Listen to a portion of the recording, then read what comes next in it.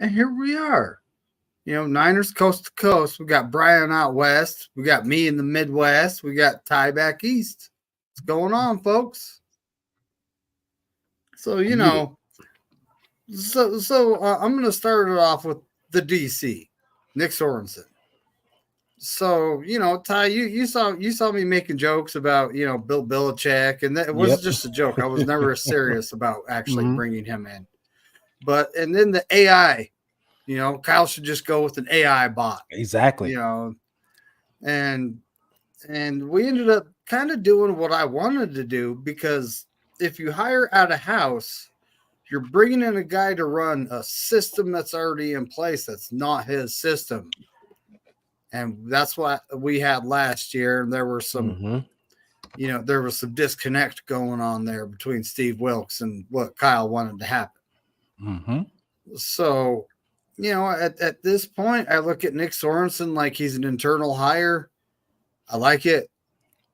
And then they still hired Brendan Staley for assistant head coach, but I'm kind of confused on what his job actually is, but we'll see what that is going forward, right?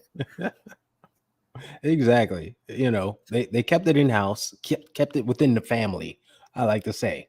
That's the way I look at it, right? It's the 49er faithful, it's 49er family. It's that whole Kyle Shanahan coaching tree that he's developed. They went from Salah to Ryans. Now Ryans, like you said, went outside to Wilkes. There's some disconnect there. Let's go back to doing what works. Keep it in-house. Keep it in the family. And promote Sorensen. So this could be a very good thing, right? They kept it in-house. He knows the players. He knows the system. He knows what Kyle expects. Just keep the party going. And hopefully the players respond to this, right? Let's just keep it going. Brandon Staley, I look at him as depth. Coaching depth. The same way we bring in players for depth, he's coaching depth. Because we seem to lose a lot of assistant coaches every year, especially on the defensive side of the ball. So he's just coaching depth. He's an experienced guy that's good to have in-house. And, if someone leaves, he can play another role somewhere probably. That's all it is. That's true. That's true. Bryant, what are your thoughts here? The new defensive coordinator hiring within, it sounds like a good idea. It really does. You got somebody from the inside of the organization that, is going to have a good insight on the other players that he's been working with. He's been working with these guys for a couple of seasons now or whatnot, so he knows their names, right? It's not just like he's like, hey, you're that. He knows the guys' names. He might have even been to your house and stuff. So continuity does have a lot to do with, like trusting people. And sometimes you just, but sometimes you don't know. This guy is it's an unknown, and we'll see what happens. Definitely we'll see what happens. I'm going to give it a shot. Trust the process. I really wanted to see somebody different, but it's not my choice. So I'm going to look at the positives. Definitely. Yeah. Like I said, we got to trust the process. We know one thing, that Kyle has done a great job of building his coaching family, right? Building from within, building his tree. All of his assistants have been great. They've gone on to do other things. Nick Sorensen can be, just another one of those guys in the tree that once given his shot to do something great, he rises to the occasion. Fingers crossed, this is what happens. So let's just trust the process and see how this plays out.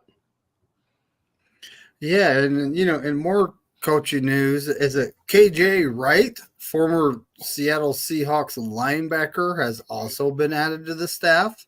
Assistant linebackers coach. Yep.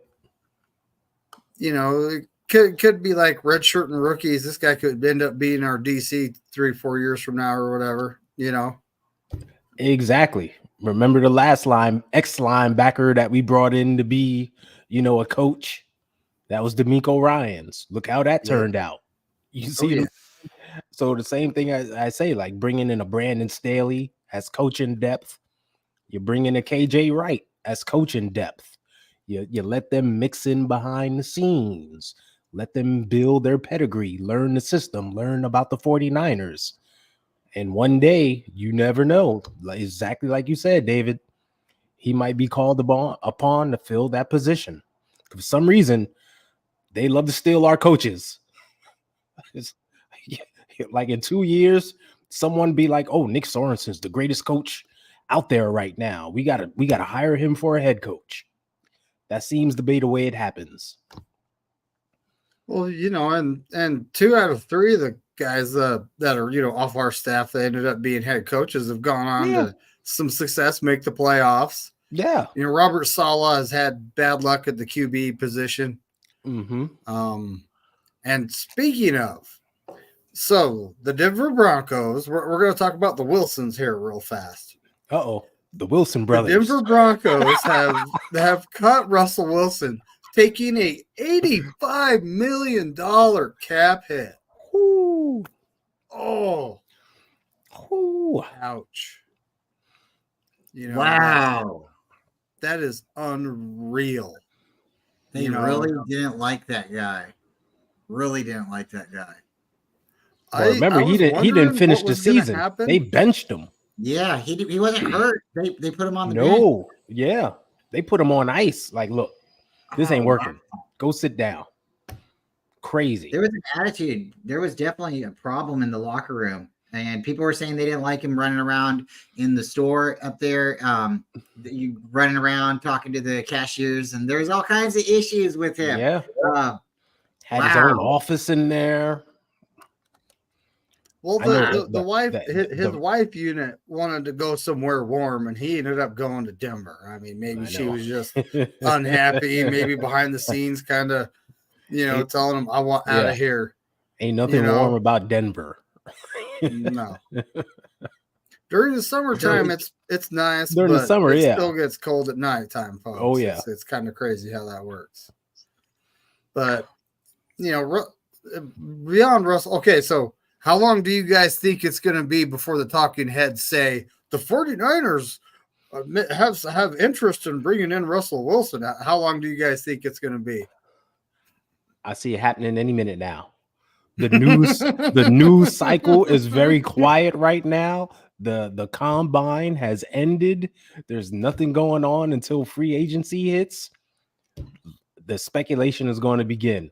One of those big talking heads with a big network will come out and say, don't be surprised if the 49ers show interest. That's a new keyword this offseason. Show interest in Russell Wilson.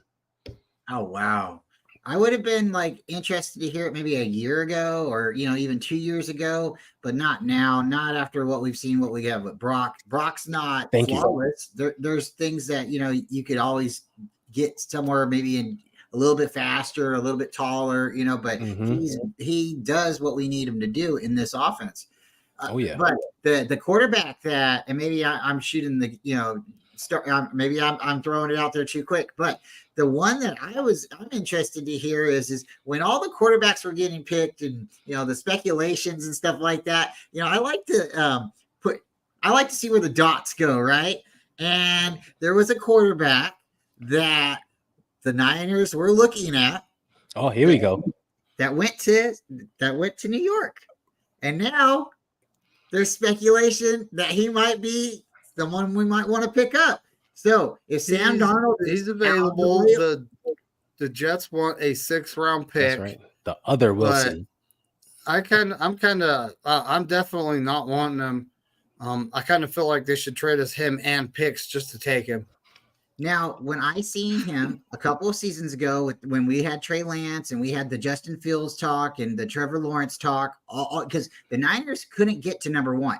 Everybody we couldn't get to number 1. We tried to get to number 2, and that was with the Jets. But the Jets were set on Zach Wilson. Yep. Why were they set on Zach Wilson? Were there talks before he went to New York. I mean, I'm just saying. So if you go back and you watch the tape on Zach Wilson, he did in that season. I think he had an injury either prior season on his shoulder, and that's what a lot of people were a little leery on. But the guy was like a Johnny Manziel. He really played really, really, maybe backyard football, but he was a gamer. And then you can't always pair the person's personality to the team, and like I'm not going to even say what what they did and why they're wearing T-shirts about the other quarterback. And you guys can Google that. That's some good reading, but adult reading you definitely need to remember. But the Niners were interested in him. They were interested in Zach Wilson. So now it's come full circle because the Niners tried to trade when we couldn't get up to number one. And when we were trying to figure out everything, we couldn't get Watson because the idea was Watson. Then they tried to get Sam Darnold. But the Jets wouldn't let us have Sam Darnold. Now we can have Sam, and now we might have Zach. It's just, to me, like,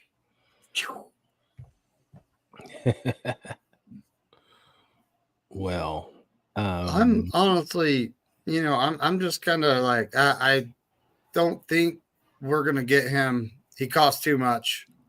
He's still on his rookie contract, but he's still on his rookie contract, yeah. And even if we work out some type of deal where they split the money with us, it's still going to cost us, $5 to $6 million, I think, to bring him over. And I don't think we're willing to play that for backup anymore. I think the team is happy with Brock as a starter. So right now we're just looking at purely backup. Who's going to back him up? So do you think they're going to go after a rookie for the backup spot, or do you think we go get a veteran? And if we do get a veteran, how much do we pay? Like, not $5 million, right? Yeah, not $5 million, but I think it's going to be like who's our third string quarterback this year? Brandon Duck Allen. There you go, Brandon Allen. It'll be another veteran like him. Like a young guy who's been in the league 2-3 years, who's cheap, who's shown, a little something, maybe. That's it. But no one. Honestly, I see us re-signing Brandon Duck Allen and drafting a QB late. Mm-hmm. Then we have a cheap QB under contract for 4 years, right? Yep. Another very cheap QB room overall. It's time for some shameless self-promotion because we have a jersey giveaway going on. Oh, yeah.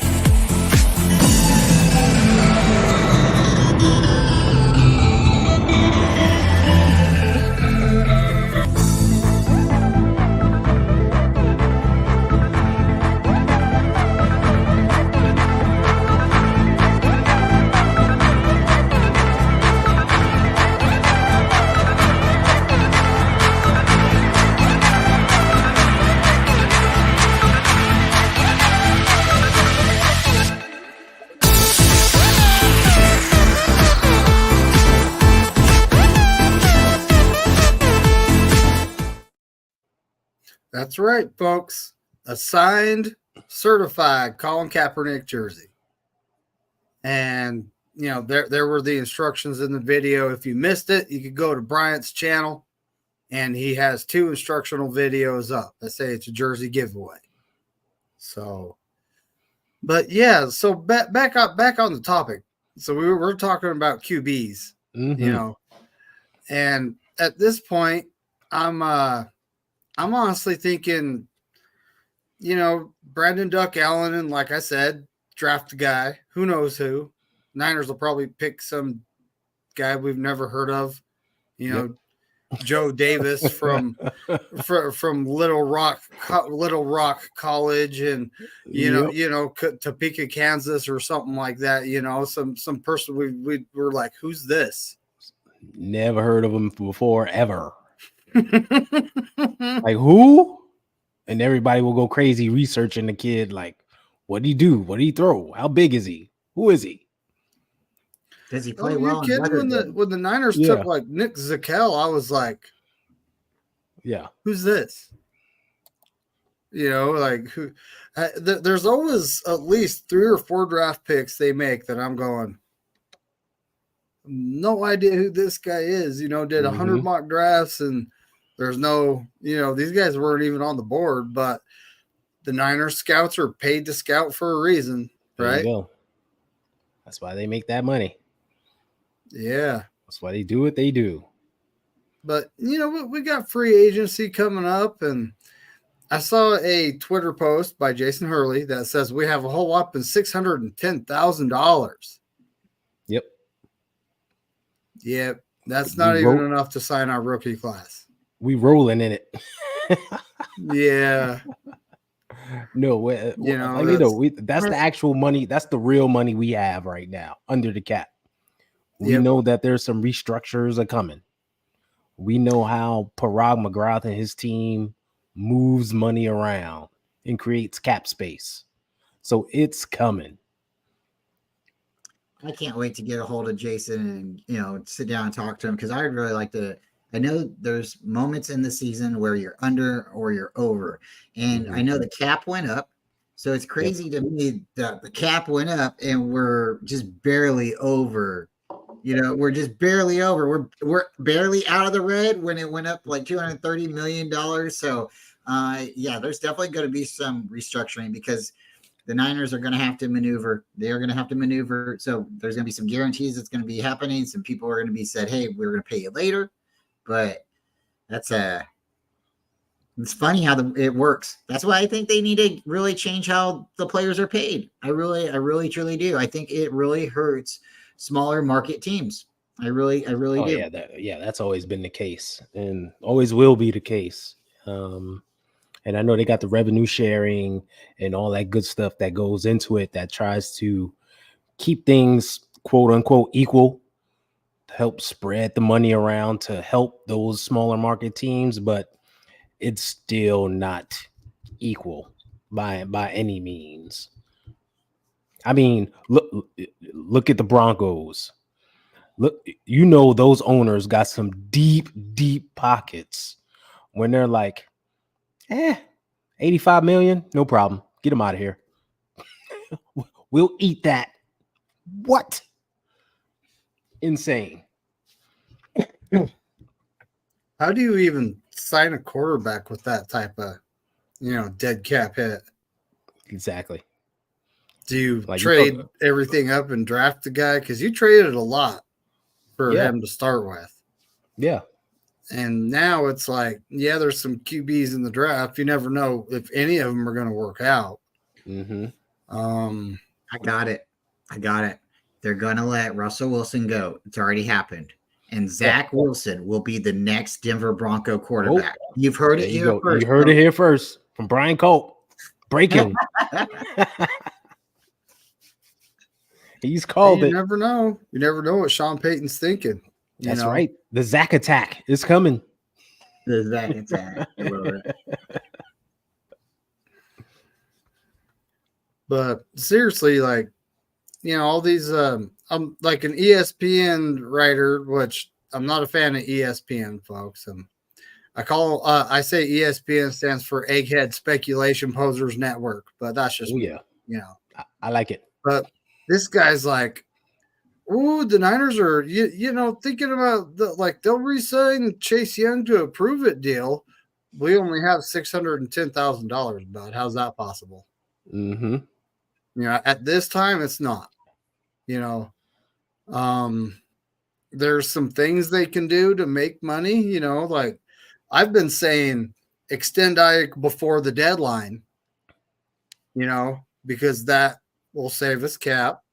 They'll wait till late to do that, and that's like Nick Bosa holding out till the season almost started. That affected his whole season. He's on right before week 1. Yeah. Like barely had enough time to get some practice in before he was thrown in there, Hey Danielle. And then we got there's you know what? I gotta call out the chat here in a second. Yeah.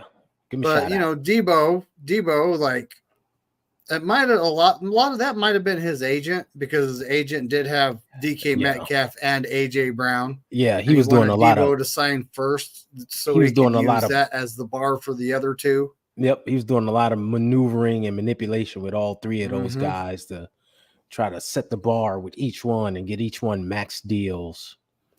Yeah, that was hot mess. But at this point, it's like you sign Ayuk, you extend him early, save some cap money.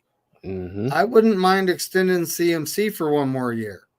That would also save us cap money. Travarius Ward, I wouldn't mind. Next season's his last year under contract, I think, because it was a 3-year deal, right? Yeah. Yep. So, extend him for season. 2 more. Why not? He's still very productive. Just extend him for 2 more.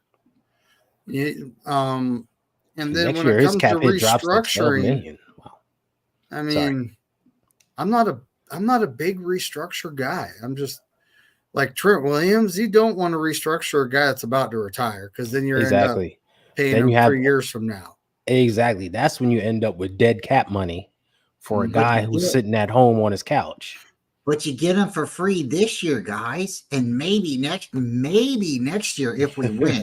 If we win, right? Because then they're going to try to say run it back. But you guys are right. So if we don't win this year, he goes to what? The couch, and then we pay him in the next 3 seasons. But we don't have to worry about it now. And that's what we're talking about right now. What can you do for me now? Yes.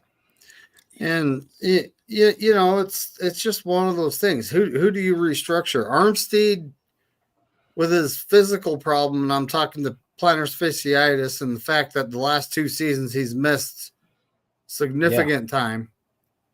It's like, how much longer is he going to play? Exactly. I'm not saying cut him.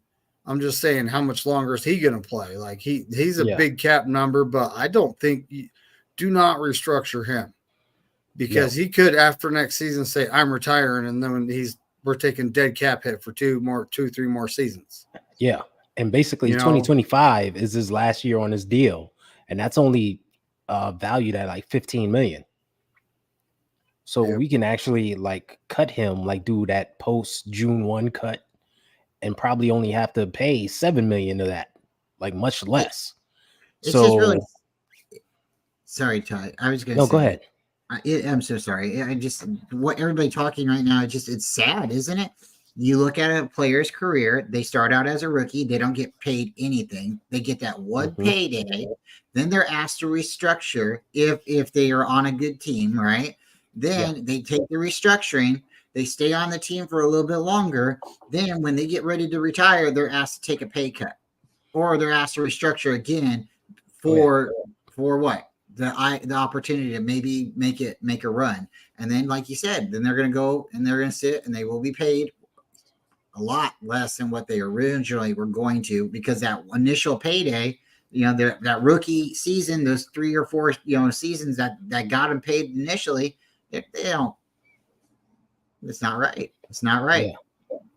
Well, that's why a lot of players now push for that guaranteed money when they're negotiating a contract. Right? We all know the big balloon number that comes out. Oh, he's making $180 million over 5 years, but 70 of it is guaranteed. That's why they push for the guaranteed money, because they know that money probably at the end of that contract, that full 180, they're never going to see. The team will find a way to get out of it, opt out, do something like that. So they want at least that guaranteed chunk that they have in their pocket. And anything they can make beyond that, that's like the cherry on top of the cake. Or if they can restructure again and get another guaranteed slot of money. That's why these negotiations are trickier now than ever. And well, it's like Debo. When we extended him, if y'all didn't know, this last season was the first year of his 3-year deal. Yep. So I honestly wouldn't mind extending him one more year because his style of play, that puts him about that age where it's question marks. You don't know if he's going to last a lot longer beyond that, or he signed a 3-year deal, so he could probably get another payday though. Yeah. So you don't know if he'll even do a 1-year extension. Exactly. But there are ways we can free up salary cap and not restructure people. There are ways to do that. But at this point, it's like all the people they already, kicked the can on. It's like, how much longer are you guys going to do this? Yeah. Before you have to say, okay, we got to blow it up. And honestly, I don't see them blowing this team completely up. No. Even when it becomes time. Because, we got older players like Armstead, Trent Williams.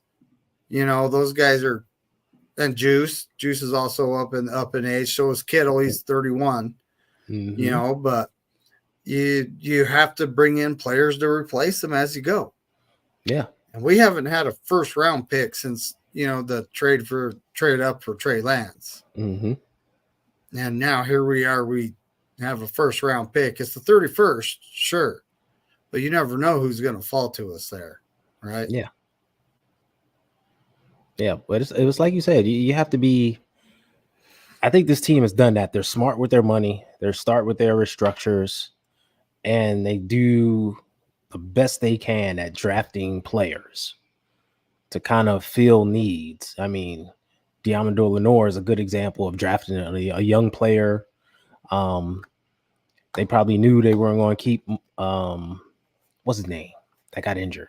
Jesus Christ. That tore his ACL. Playing against the Panthers. No. A cornerback. Not Oliver. Mosley. My guy. Mosley. Thank you. Yeah. They probably knew they couldn't afford Mosley by signing Ward also, right? So they drafted a bunch of cornerbacks. Maybe they drafted Lenore and this guy and that guy. Luter Jr. Yeah. Right. Henry Thomas before that.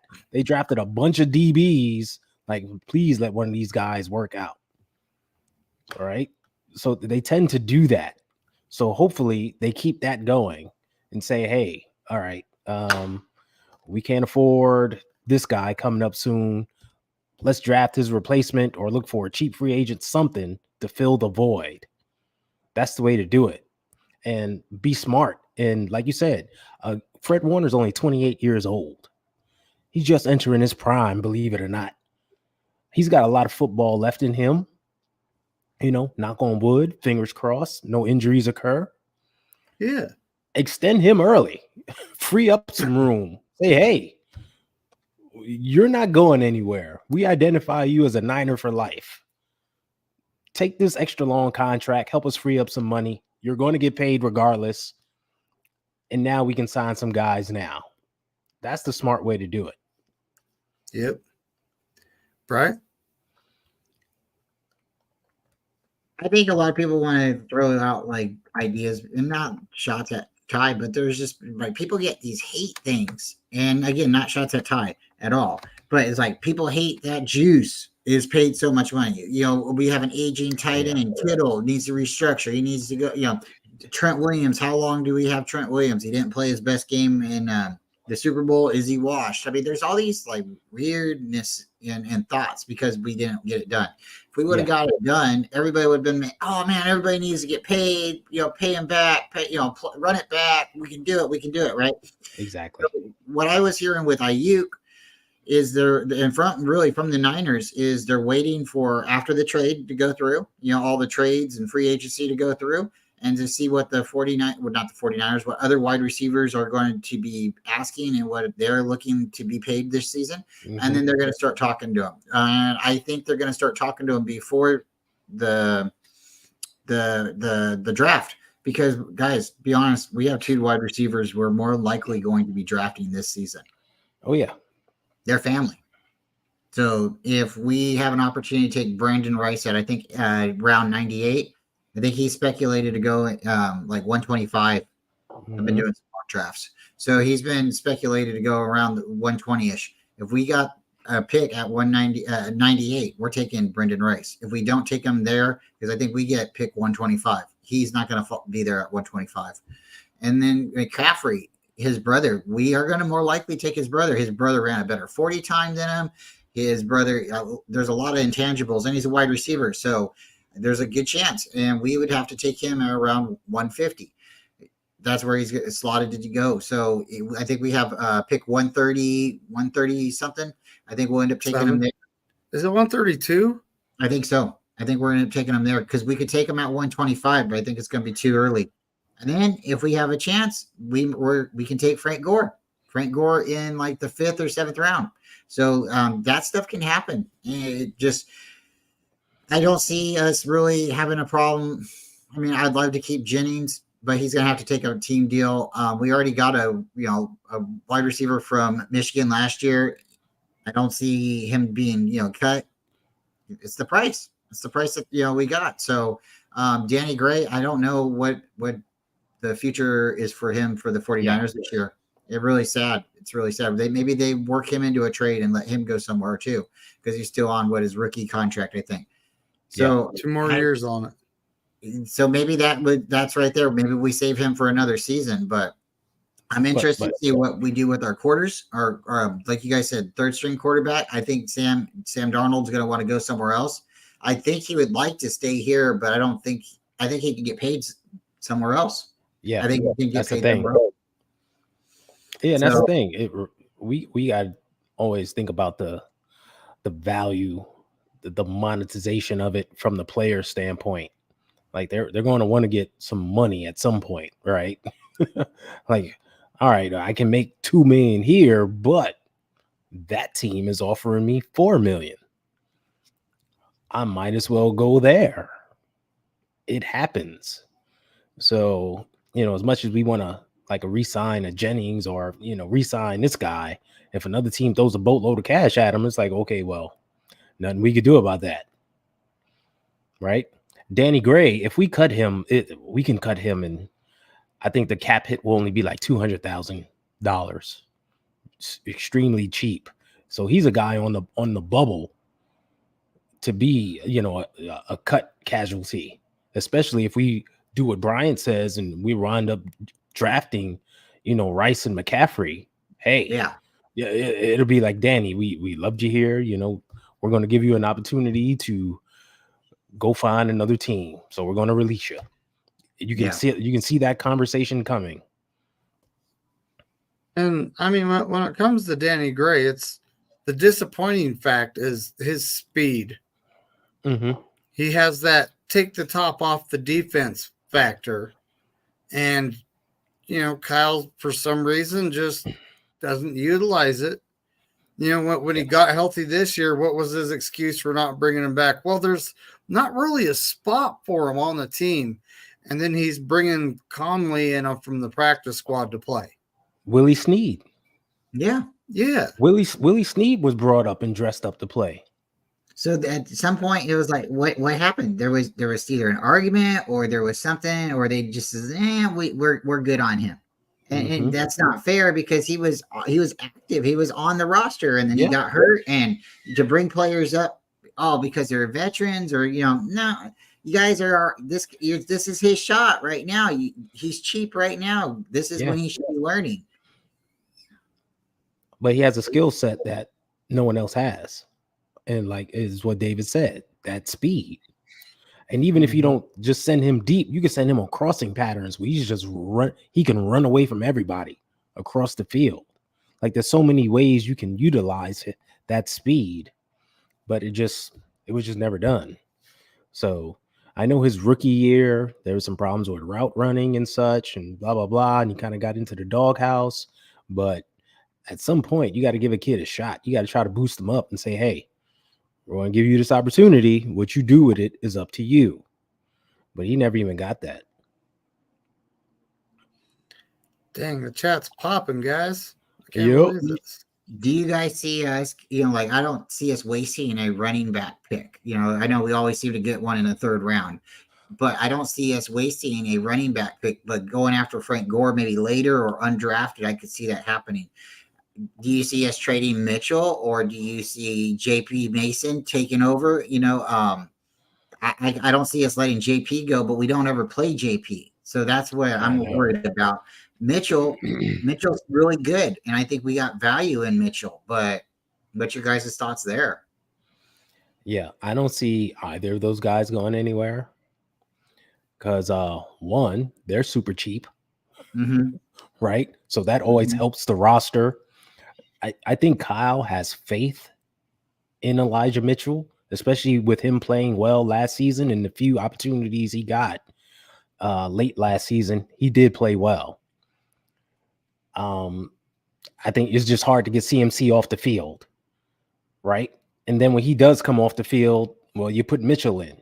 As Yeah, soon as CMC catches his wind or whatever it is, he's right back in the game. So you can't even get to Jordan Mason at that point. yeah, It's just hard when you have, Christian McCaffrey, aka the team MVP, Mister can do it all as your number one running back. It's just hard to get to those guys. I wish Kyle would spell him more, give Mason a chance, give Mitchell some opportunities, especially like in goal line and short yardage, stuff like that. Put Jordan Mason in there. All he does is fall forward for 5 yards. Put him out there, even if it's just for that one run. But Kyle just doesn't do it. What can you do?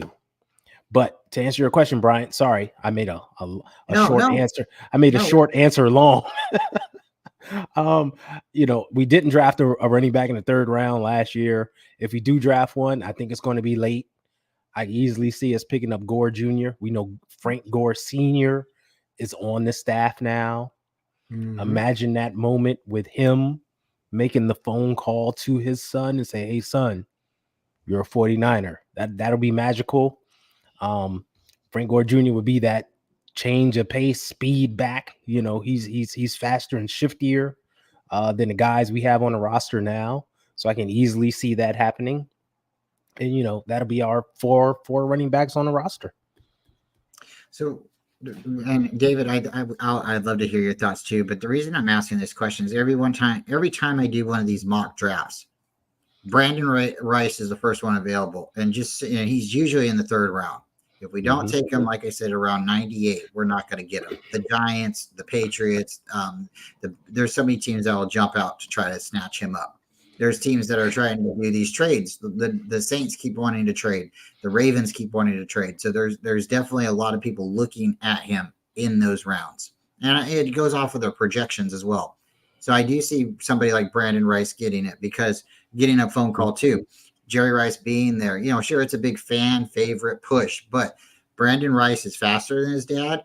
He's heavier than his dad. He's bigger than his dad. He can run, I said faster. He can jump higher than his dad. He's got one of the new things is board jump. He can do that. His dad didn't have that measured. So I see that him potentially coming our way just because, like you said, Frank Gore's in the building. Jerry Rice is practically in the building. I mean, I don't think we ever took the key from his hand. McCaffrey is the one that we might not get. And I think that could be a mistake. I really, truly think that's a mistake. But right now, when I'm doing the mock drafts, it's like try to take best player available. But you got your little column over here and says the Niners need an offensive tackle or a defensive edge. And every time you try to go for that player, it's not what we need when we're on the board. So that's why, again, it's like I think this is going to be players. We're going to take a couple defensive players, maybe a few offensive tackles, and we're going to take those three guys that I was just saying, Gore, McCaffrey, and Rice, because right now we have the ability. We have the ability to take those guys when our chips are here and the chips fall. I honestly, we're doing mock drafts, right? And what I've noticed over the last couple seasons, just messing around with them, is the mock draft. What happens there and what happens in the real draft are two totally different Mm-hmm. things. Always. So we really, truly do not know how the chips are going to fall. No matter how many mock drafts you do, chances are you might get a couple picks right. Well, You know, well, when I was doing the mock drafts last year, and I chose Jake Moody in the third round. I'm not trying to break my hand off on my back, folks, but I'm just saying I did. And yeah, right now I'm just looking at it, and it's like we don't need a quarterback, we don't need a safety, we don't need a linebacker if we're going to fill it in free agency. But you're right. Every time you do it, it's a little different. And if somebody like who was it, JC, if he falls to us, we got to swing for him. We got to take him. If somebody like Troy is available, we got to take him. And those are both offensive tackles. But the problem is there's other teams that are going to go after him. The Bengals are going to go after him. There's so many other teams because we're picking so far back. It's going to be interesting. And a lot of people are putting this on Mims. And it's like, why does this remind me of the Trent Baalke era? Because he got hurt. Mm-hmm. You know, he played 8 games last season, right? And he got hurt. Am I wrong? And, you know, we don't have Trent Baalke he's not in our office anymore. So, if Mims somehow falls to us, I don't even know if our front office would take him. Yeah. You know, because look at the injuries that we deal with year by year. You know, you're getting another guy that's a question mark if you do that, right? But we already did that with Kinlaw. Yes. Let's learn from our mistakes here. The way I look at it, the way I look at it is this guy's spitting facts. Ken Muller, thanks for showing up, buddy. But it's going to be best player available out of the trenches. And I mean, it could be the best center, could be the best guard, could be an offensive tackle, defensive tackle, or edge. Those 5 positions, whatever the best player available is on the 49ers board, the mock drafts board do not emulate what the 49ers have. No. That's who's going to be taken. And thanks for pulling up, Ken. I appreciate you. You got Kenny Culp, host of Friday Night Show, one of our co-hosts. Danielle Thompson, a.k.a. Dub Nation. David Corona's up in here somewhere talking something about the Dodgers. This is a football channel, David. This is a football channel. David always starting something. But I can't even find him. There he is. There he is. Got David Corona up in here. There we go. And then, Little Sponge. We got Little Sponge in here. Mm-hmm. The resident Eagles fan. Remember, Sponge, it's never too late to join the Empire. Darth Vader is pointing at you. Now, we got beautiful Tony Culp. Hey, there's John Jay, 49ers Ultimate Report. What's up, buddy? We got this guy, Bryant Culp. He's in all the chats. Always. Live and virtual. He's everywhere. There's a lot of folks I'm missing. Jason Captain Niner Massey, he actually showed up right at the beginning. But he also works early, so we can't, the man might be tired. But, yeah, at this point, uh-oh.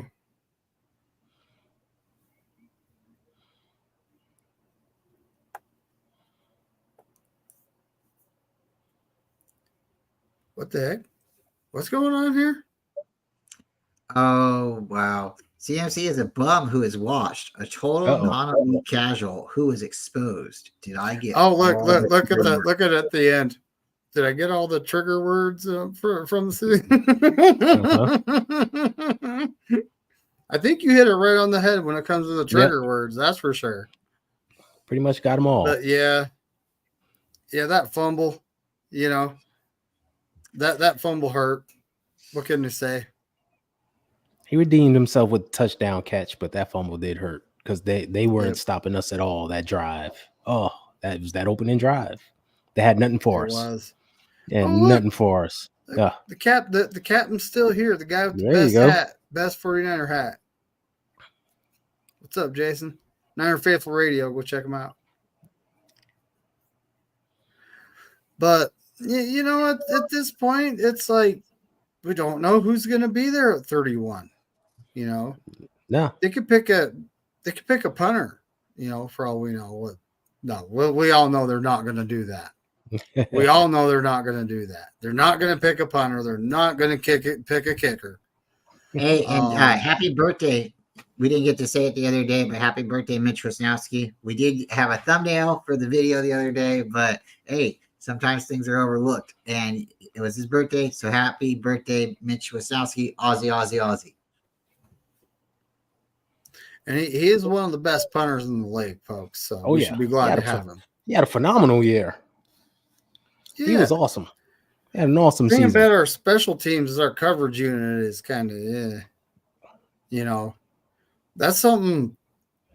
When Danny Gray was here during his rookie season, that's what he was on the field doing. He was our best gunner. He was down there. He was up in the the punt returner's face, catching the ball. He was wreaking havoc. That's what he was doing. He was literally our best gunner.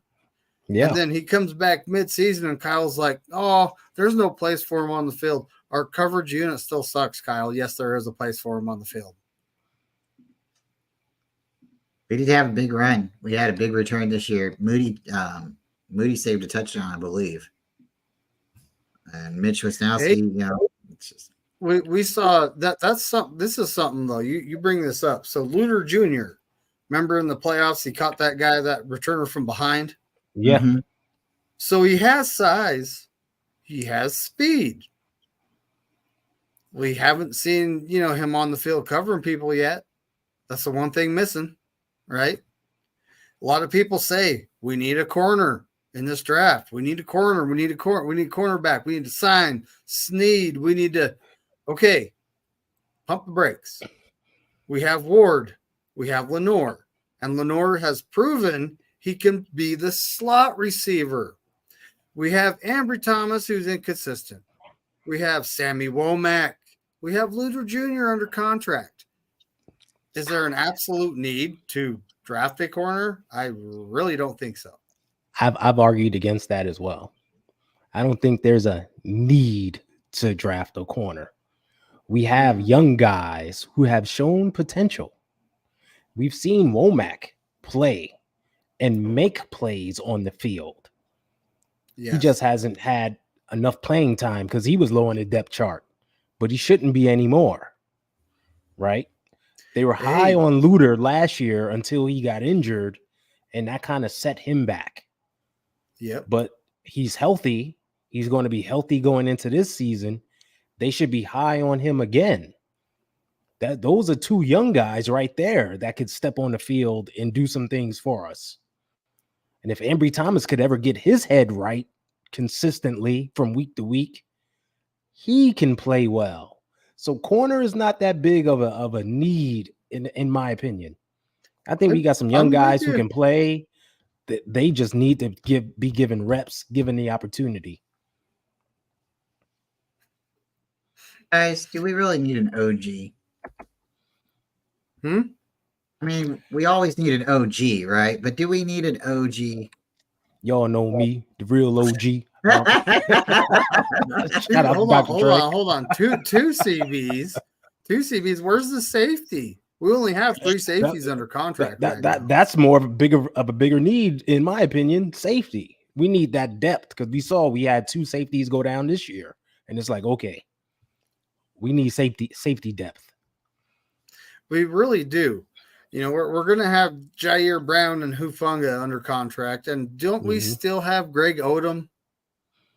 I think this is the last year, but he's a special teams guy, though. George Odom is more special teams. Odom. There we go. Yeah, I messed up. Sorry, buddy. I didn't mean to mess up your name. They never put him out there. They did re-sign Taylor Hawkins, who's been on the practice squad for like the past 2 years, and he did come up and play in like one game. and then he got injured. But there's really no real depth in the safety department. So I think that's a need. Kenny says if Ward goes down, season's over without a new legit cornerback. But don't we have Dante Johnson guys like every year? Like, hey, he's available. He's available. He was coming back from an ACL. I'm shocked they didn't bring him back last year. Some more time. I mean, like he's here like every year, right? Like he's got almost every number. You know, his jersey's been like from 20 to. Hey, remember 2021? We made it. We made it to the NFC Championship game and lost by 3 points, and we had Josh Norman. Well, he had got demoted at that point. Yeah, I know. We were playing Ambry Thomas. Yeah, he got by me. Let me hold him. Let me grab him. But yeah, I mean, Lenore could honestly having him play slot. It's like having a third linebacker on the field. The dude hits. You know, he's not afraid. He's a player. He's a player, and I'm honestly hoping that we're able to keep him long term. You know, Danielle, the R&B album is dropping soon. Joking with the chat. Lenore is a legit corner. He can play outside and he can play slot. We've seen him play on the left side of the field and the right side of the field. He's a legit corner, right? He can just play. So it's identifying, okay, can anybody play slot? Because I don't mind leaving him out wide. We've seen him be locked down out there. If no one else can play slot, okay, Lenore, we need you to play slot. Luter, go use those long arms and that toughness that you have. You play outside. It's just identifying where these young guys can go. And then we're set. And I know Kenny said if Ward goes down, well, you still have Lenore as your number one cornerback.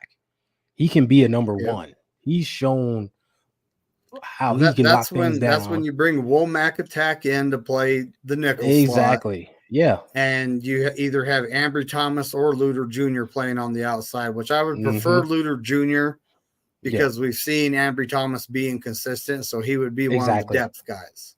Exactly. But you know, take a corner in the 6th, 7th round, a guy with high upside, you know, and at that point it's low risk. Yeah, we do almost carry 6 corners and 4 safeties typically. Yeah, right? Like I was just about to say, I don't mind grabbing an extra corner for the depth, for the need, and you never know how these guys can work out, right? He may be better than Thomas. He may be better than Womack. Get the guy, but I don't think it's a pressing need. Like, oh, we should draft a corner in the 2nd round. I don't think that's that pressing of a need to do that.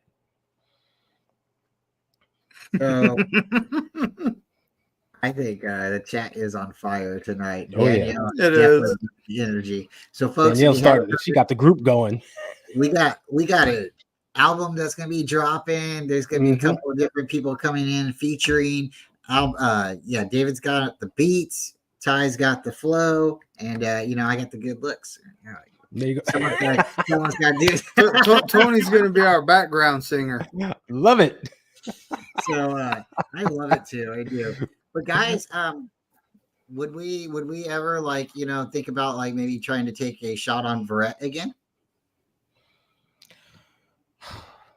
If he's cheap? He would make an excellent defensive backs coach. That's what I'm saying. You know what I think? He should transition to safety. Yeah. It's less wear and tear on him. We seen like what Charles Woodson did when he transitioned from corner to safety, how it kind of extended his career. He can be that kind of guy. I think that would be good for him. And like we said, we would just need him for safety depth. If one of the guys goes down, he can step right on the field. We know he has great field vision.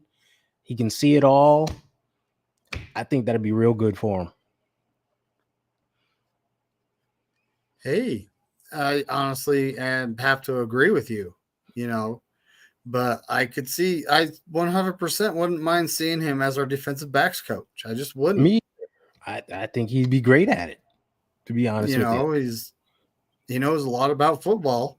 Yeah. He's been around for a long time. Yeah, he's been often injured though.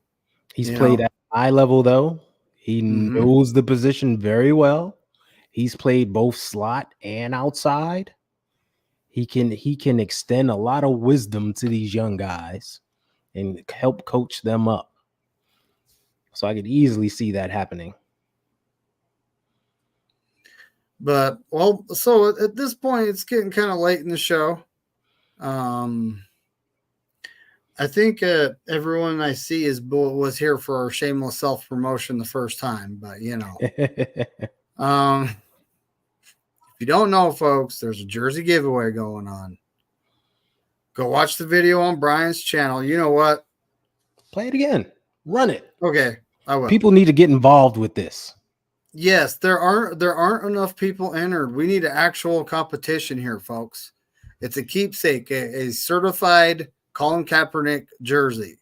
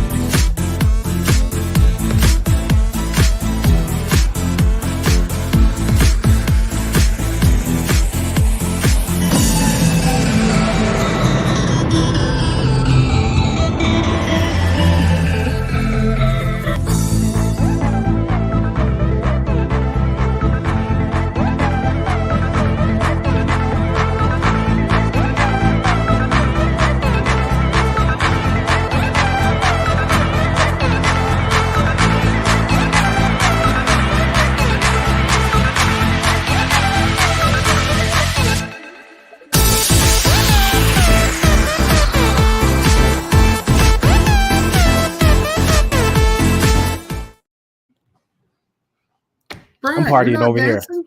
That's some That great was some music. good music.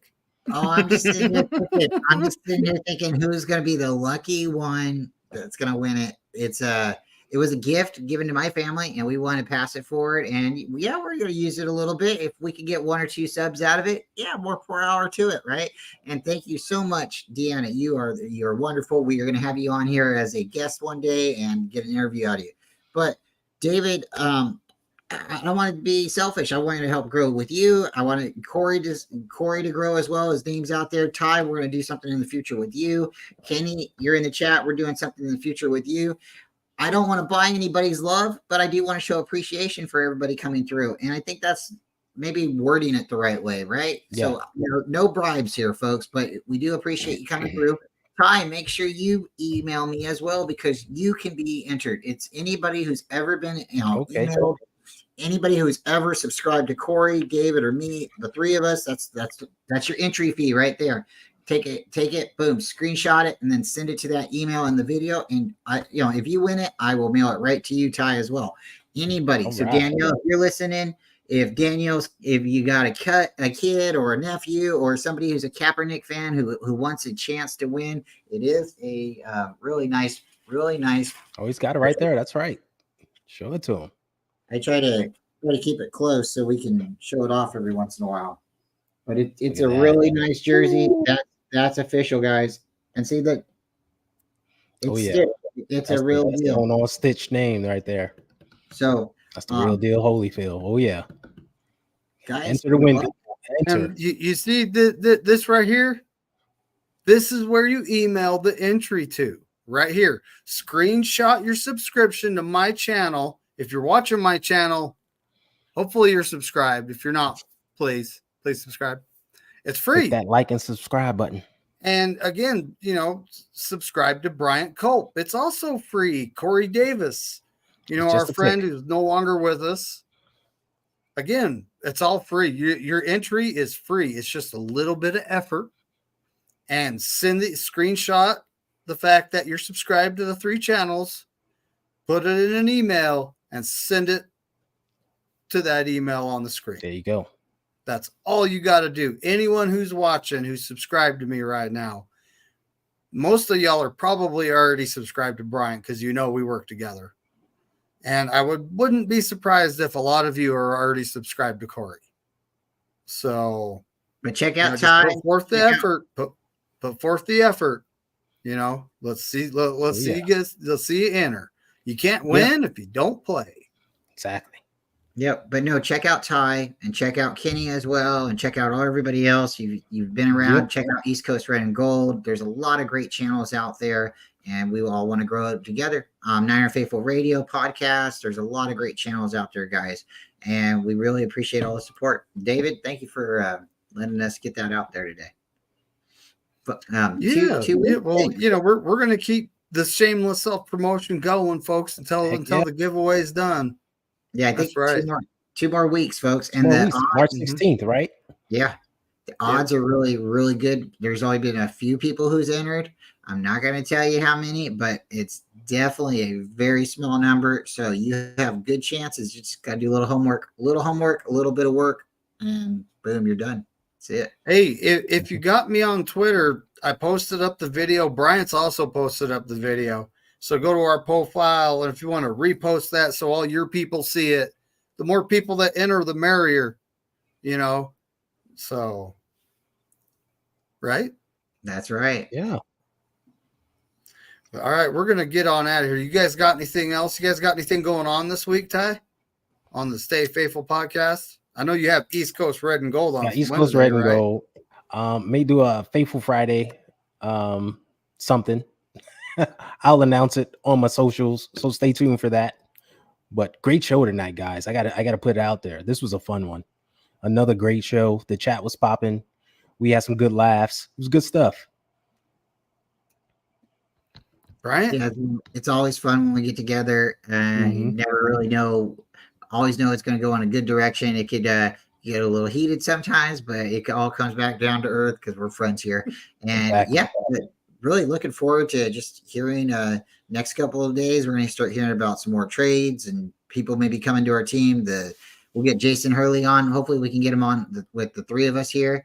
And just looking forward to it. Next channel will be on Ty's channel, right? Yeah. Next week we'll be on the Stay Faithful channel, everybody. That's right. So tune in, folks. Stay Faithful podcast, Mr. Ty Alston's channel. I'll be adding them as soon as I can. I'll be adding the links in my description as soon as I can. And y'all have a great night. And as Corey Davis would say, go Niners and F all 31 other teams.